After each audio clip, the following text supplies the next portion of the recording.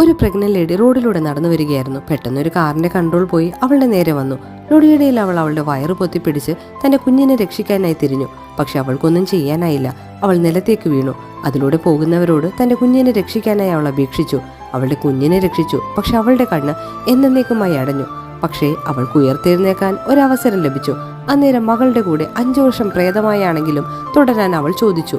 മകളുടെ ബർത്ത്ഡേക്ക് വിഷ് ചെയ്യാനാകുന്നില്ല. അവളുടെ കവിളത്ത് ഉമ്മ കൊടുക്കാനാകുന്നില്ല. എന്നാലും കുഞ്ഞിന്റെ കൂടെ അവളുണ്ട്. പക്ഷെ ചില സമയം അമ്മയ്ക്കൊന്നും ചെയ്യാൻ പറ്റാത്ത അവസ്ഥയും വരും. ഒരു ദിവസം മകൾ അമ്മയുടെ അടുത്തെത്തിയതും ഒന്ന് നിന്നു.